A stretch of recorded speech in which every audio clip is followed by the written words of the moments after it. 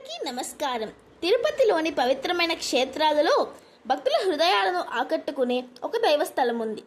అదే కపిల తీర్థం. తిరుమల కొండల అడివారంలో ఉన్న ఈ పవిత్ర తీర్థం సాక్షాత్తు పరమశివునికి అంకితమైనది. కొన్ని పురాణాల ప్రకారం మహర్షి కపిలుడు ఇక్కడ కఠిన తపస్సు చేశాడు. ఆయన భక్తికి ప్రసన్నమైన పరమశివుడు స్వయంగా ఇక్కడ వెలిశాడని చెబుతారు. అందుకే ఈ ప్రదేశానికి కపిల తీర్థం అనే పేరు వచ్చింది.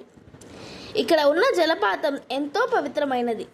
ఈ నీటిలో స్నానం చేస్తే పాపాలు తొలగిపోతాయని భక్తులు నమ్ముతారు. ముఖ్యంగా కార్తీక మాసంలో వేలాది మంది భక్తులు ఇక్కడికి వచ్చి శివుడిని దర్శించుకుంటారు. ప్రకృతి అందాలతో నిండిన ఈ ప్రాంతం మనసుకు ప్రశాంతతను ఇస్తుంది.